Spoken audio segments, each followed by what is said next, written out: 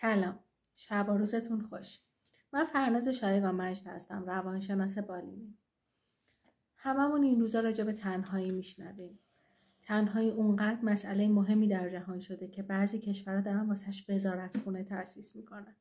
اما چرا ما اینقدر تنها شدیم؟ اتفاق جدیدی افتاده یا بزن یه چیزی جالب بهتون بگم. خیلی وقتا ما احساس تنهایی میکنیم، نه به خاطر اینکه یه اتفاق عجیبی افتاده، به خاطر اینکه ما در موقعیت درست ارتباط با دیگران قرار نمیگیریم یا به عبارت بهتر بلد نیستیم خودمون رو در اتمسفری قرار بدیم که ازش لذت میبریم و حالمون رو خوب میکنه. بنابراین گوشه‌گیر میشیم، منزوی میشیم، اصلا ارتباط برقرار نمیکنیم، چون از اون ارتباط، اون انرژی، اون حس خوبی که میخوایم رو دریافت نمیکنیم، کلا کنارش میذاریم. اما اگه شما احساس تنهایی میکنید، چه کارایی میتونید برای این احساس تنهاییتون بکنید؟ اولین کاری که به نظرم خیلی مفیده این هستش که آدمهای مناسب خودتون رو پیدا کنید. قرار نیستش که اگه خواهر من، برادر من، اعضای خانواده من، دوستای من با یه سبک خاص آدمها حالشون خوبه، اون آدمها برای من هم مناسب باشن. ممکنه من فردی باشم که نیاز به خلوت بیشتری داشته باشم. آدم‌هایی رو نیاز دارم که سبک تفریحات شبیه من داشته باشن، نوع نگرش من رو داشته باشن، باورهای سیاسی و مذهبی و اعتقادی من رو داشته باشن، ارزش‌های یکسانی با من داشته باشن. و خب اون آدم‌ها توی جامعه من کم باشن و در نتیجه من احساس تنهایی بکنم. اما اگر خوب نگاه کنیم جامعه‌مون رو، اگه خوب بگردیم، قطعاً آدمایی پیدا می‌کنیم که شبیه خودمون باشن.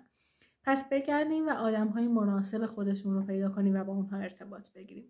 دومین کاری که میتونیم بکنیم چیه؟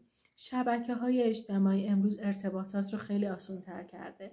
ممکنه من توی محل زندگی نزدیک خودم اون آدم مناسب خودم پیدا نکنم، اما اگه هوشمندانه، درست و با روش‌های صحیح از شبکه‌های اجتماعی موجودی که هستش الان و خیلی هم گستردن استفاده کنم و به شکل مثبت از اونها استفاده کنم، احتمالاً افراد مناسب خودم رو پیدا میکنم، میتونم باشون ارتباط بگیرم و کم کم این رابطه عمیق‌تر و صمیمانه‌تر بشه.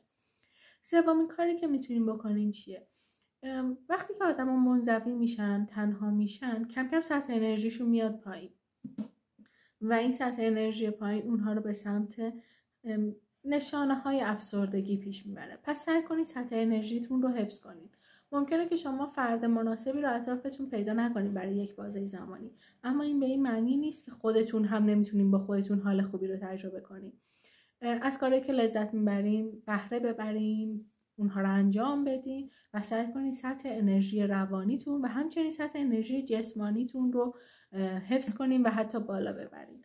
خیلی بهتون کمک میکنه. وقتی که احساس تنهایی میکنین، رابطه برقرار کردن با دیگران سخت‌تر میشه. این که من باور کنم که یک انسان تنهام دامن میزنه به اینکه روابط مناسبی رو برقرار نکنم، حتی اگه شرایط برقراری اون رابطه باشه.